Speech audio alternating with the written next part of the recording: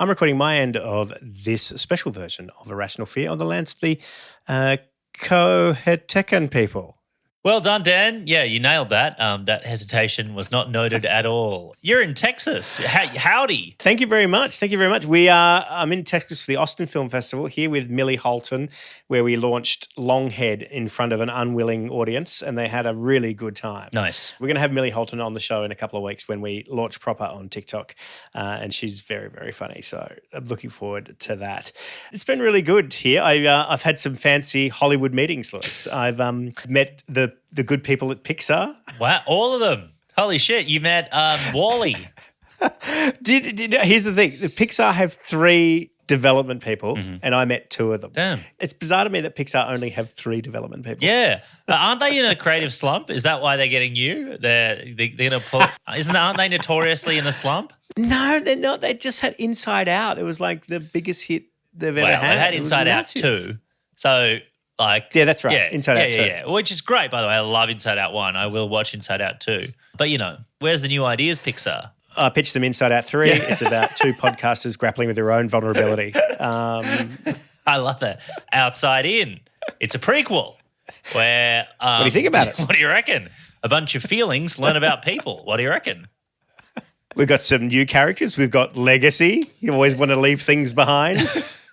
This is getting very, very esoteric. People. That's why people listen to this podcast, Lewis. For we are esoteric. We're a comedy podcast about climate change. What are you talking about? Well, that's great. Did you sign any deals? No, we haven't signed any deals, but we've met a lot of great people from lots of from the world of comedy and streamers and big studios like Netflix. So it's been good. It's been a good mission so far. Nice. But all last month, Lewis, I was helping out a bunch of kids. Well, you and I were helping out a bunch of young, aspiring audio creators who want to make satirical comedy at 2SER. And I tried to stop them. It was great. That was my role. My role was to go, it's never too late to get that law degree. Well, that's kind of my last lesson. It was like, hey, by the way, if there's anything else you could possibly do it because there's no money in making satirical comedy in Australia. Yeah. We did have some great teachers. We had you come in to teach about creating comedy over a broadcast timeline, which is great. We had Mark Humphries and Cale Bain come in to talk about the theory of satire and the practice of satire. Then we had Bec Melrose come in to do some joke writing with John Delmenico from The Chaser. It was a real masterclass in writing jokes. So it was, really, really quite a fun month for folks at 2SER. And for people who don't know what 2SER is, yeah, it's a community radio station in Sydney based out of UTS. We set them a bit of a challenge, Lewis, at the beginning of the month, and that was to break them up into groups of 3, and they were to create 3 different satirical comedy sketches. So putting everything they've learned in the practice in the month into 3 sketches. And on this podcast, we're going to play each sketch and, talk about them or hang shit on them and see what they, what we liked about them, what we didn't like about them. And spoiler alert, they're all pretty good. So, whatever. That's great. Yeah, they were really, I think I was there on the first week and I was only there for 1 week, but they were super, super talented, super excited. I'm really excited to hear these sketches. Okay, so we've got 3. We've got something about the royal visit. Great. Which is a bit whiffy now because the Royals have come and gone. Only just. But it's that's only okay. a few days old. Only just. Yeah. It's only a bit whiffy. We've got a sketch about spying in cars, so cars spying on their customers, which is pretty good. There's something about some of the Chinese BYDs that were allegedly going to be spying on us. Not even BYDs, Teslas as well, and Toyotas. They're sending data back to the mothership. Like Elon Musk has pictures and videos of you fucking in a Tesla, Lewis. of me specifically. No, not in a Tesla. Any car I've ever had sex in has been diesel. That's the only way I can get hard.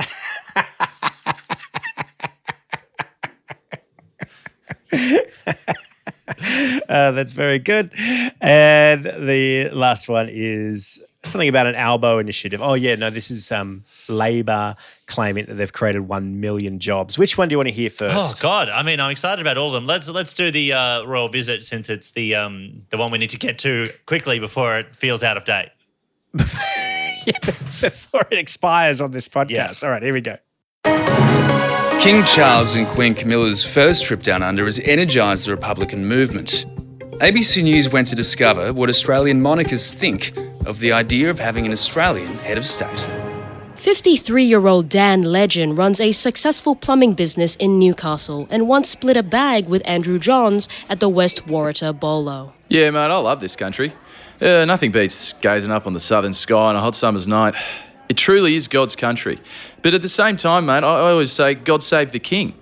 There's nothing more fair dinkum than having a fairly senile British man as our head of state. That's what I reckon. You know, I was once willing to die in Nam for the monarchy. But the British weren't in Vietnam. Oh, no, not the war. When I was in Hanoi on a boys' trip and I had to stop a Yank trying to punch on with this pommy bloke.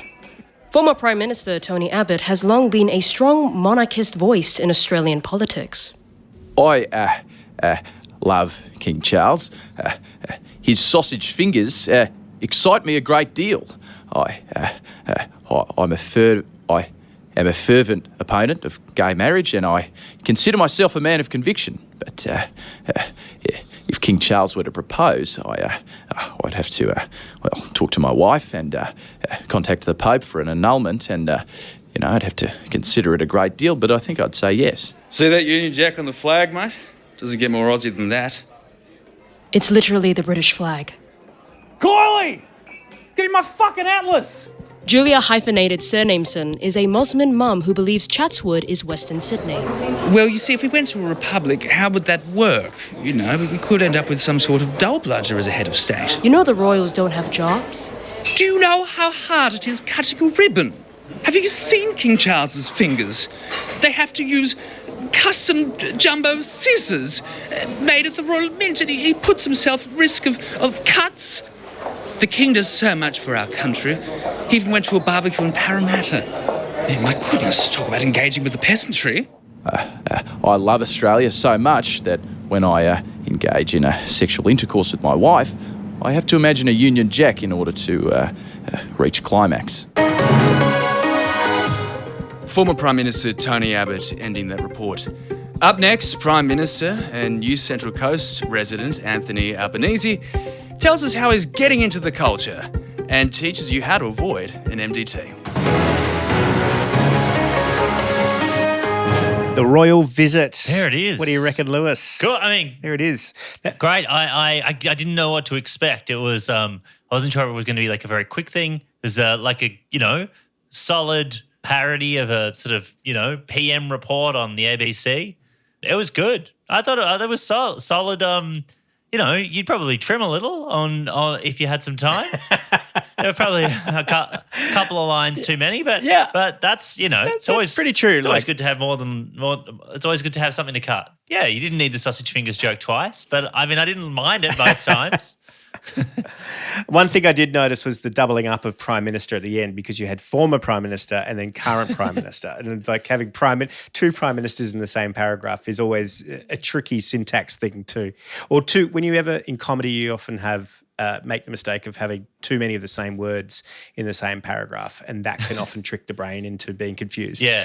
I thought it was really good. It was a good use of the Nam joke, but I think the pronunciation was Nam, and all of a sudden, when I first listened back to it, I was like, what? Melbourne. In Melbourne. Yeah. Is the joke that this guy is very, this is like a real lefty? Or... Yeah, no, that was fun. That joke took me by surprise. Always good to hear a Tony Abbott impression again. It's been a while. I was watching your face and you were really laughing at the bags, doing bags with a John's brother. Look, I personally, as someone who has never really spent much time in Newcastle but is weirdly quite successful when I go there, I love a John's Brothers joke. I grew up in a non-rugby league playing part of the world. Was not even aware of rugby league when the Johns brothers were ruling. But anytime there's a mention of Newcastle and the Johns brothers and drugs, I'm happy. I'm having a good time. All right, we got two more sketches left. Cars peeping on you, or an Albo's 1 million jobs? Ooh, let's break up the PMs and go for a Cars. All right, here we go. In our current age, cars are not just for driving, they're also for recording. And that's why we're so happy to be bringing you the latest in car-based technology, the Peeping TomTom, making you a star. We're watching.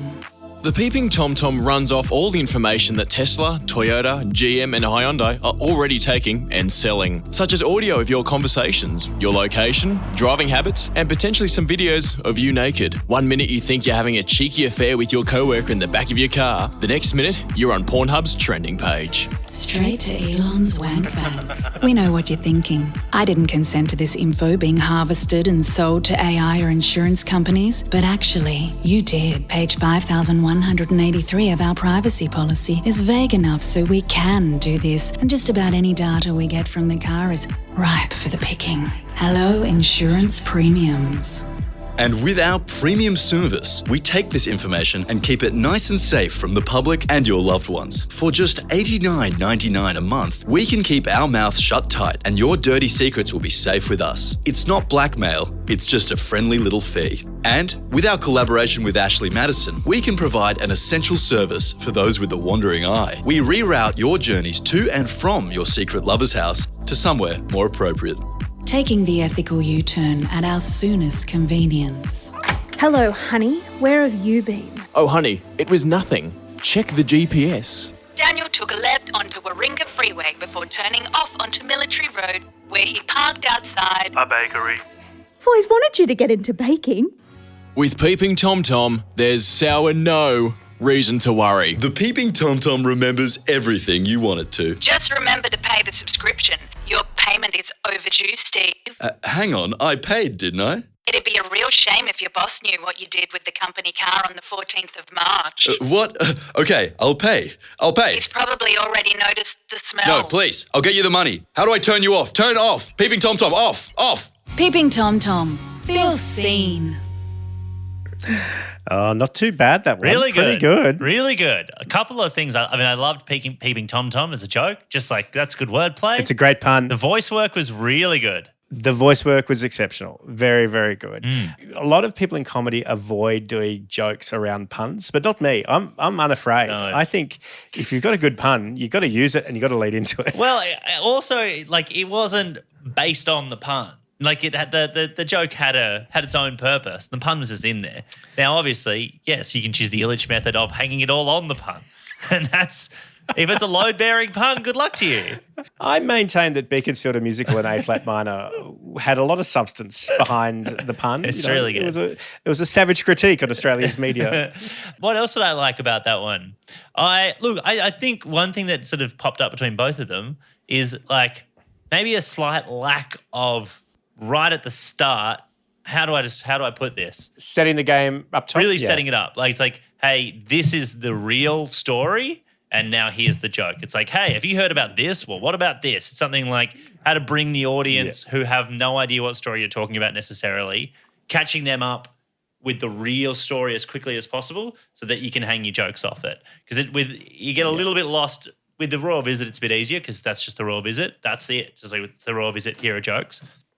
But with this one, you do need to kind of delineate what's the true story and then what are the jokes you're doing. And if you just mesh it all together, you can lose track of why any of this is funny because no one knows what's true and what's a joke. Yeah. My favourite joke in this one is page 589 of our privacy agreement. Yes, really good and beautifully read too, that line. I really like that. Really nice. And I think the pun was very, very good. All right, here comes the last one, the 1 million jobs. Are you struggling with the current economy? Feeling the cost of living rash like an ousted contestant from Love Island? Then get a job. Thanks to the Albanese's Labor government, we've made 1 million jobs. Big jobs, little jobs, very real and not at all made-up jobs. Jobs, jobs, jobs. But don't take my word for it. Listen to some of our satisfied employees. Before the Albanese government created my job, I felt I didn't have a way to serve my community. But now, as a full-time balaclava salesman, I feel proud to be a small part of every local robbery and break-in. And business is booming. Thanks, Albanese. I'd first like to acknowledge the traditional custodians of the land on which we meet. My job is to encourage Gen Z to have... Sorry, do I have your consent to use potentially erotically triggering words? Okay. My job is to encourage Gen Z to have sex. Basically, I'm trying to get young people to fuck so Earth's population doesn't fall off the cliff faster than Channel 9's HR policies. Hi, I'm Doug. I'm a union boss, and I am in no way affiliated with the criminal underworld. Thank you, Anthony. Hi, I'm Peter, and before I got my job, I had to be racist on street corners and vilify minorities in shopping centres. But thanks to the Albanese government, I'm now the opposition leader of the Australian Liberal Party, and I'm paid to be racist on national TV. Thanks, Albanese, and the hardcore lefties. So if you're tired of not having enough money to cover your basic needs, get a job! Don't delay, call today! These 1 million jobs are very limited and very real. So real that if you're long-term unemployed, you might question their existence. Okay, Albo, where's my cash? That's 1,000,001 jobs created.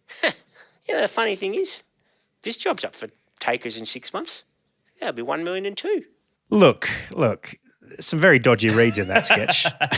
It was good. Well, it's always great to hear the teacher on a school project. But again, I think maybe this is just me being an idiot. I don't think I know that story. So I don't know what any of those jokes were. Yeah. I definitely didn't know the story either, but I was assured that one of Labor's major talking points was that they've made 1 million jobs. And I'm like, okay, all right, great. I believe that.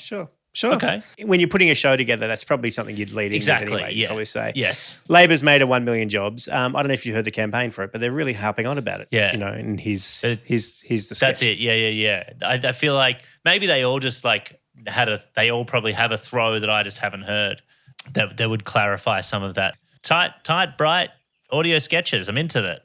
It's good stuff. I thought there's some really good stuff there. I was like, good wow, jokes. this is actually pretty good. Yeah. And these would not sound not out of place on A Rational Fear. And I said to the folks, if you honestly, if you've got some good ones like this, send them in. Yeah. Well, no, obviously they could be better, but as they are, they're already too good for us. So make them a little bit better and then give them to someone else, someone good. All I was thinking was, wow, if this cohort could get really good at making sketches and I've already lowered expectations about them being paid for them, maybe I can get these sketches for free. That's the way. That's it. Teach them the real economy of comedy in this country. They were a terrific cohort to work with, and what I was most impressed was with how enthusiastic they were about everything that we kind of spoke about over the month. So good luck to the 2SER JokeTober cohort, and I hope they are thinking about making audio comedy for themselves and for others in the future to come. Yeah, they were great. Like that, for people who are still pretty much starting out, that's really a long way ahead. That's great. Yeah, really good. Well, that is it for this episode of A Rational Fear. So big thank you to Lewis for jumping in on this one to criticise these wonderful sketches. Critique, not criticise. Having been in Austin this week, James put me on the door for the Comedy Mothership, which is Joe Rogan's comedy club in Austin. And I went to the Late Show with a couple of friends, and boy, I hadn't heard that many jokes about gay people since the 90s. Really? It was like another world. It was like, wow, this is a stage that makes fun of gay people. Shit. Fuck, really?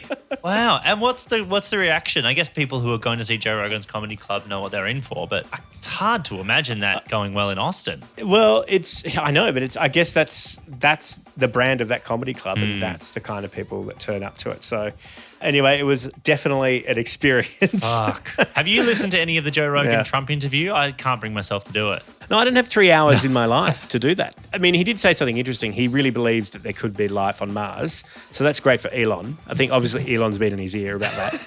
Jesus. But I think it's kind of funny. I think that interview just proves that there's alien life on Earth because some alien has managed to become sentient and gotten all the way to becoming president of the United States. So, I mean, I don't think anyone else is saying this, Dan, but what a crazy election. I want to be the first to put my flag on the fact that this has been a pretty crazy election. It's pretty crazy times out there. You can quote me on that. Come back to this feed in about 3 days' time and you can hear the podcast that will definitely be the most decisive podcast of the election. Thank you so much, Lewis. Until next time, there's always something to be scared of. Goodbye. Bye-bye.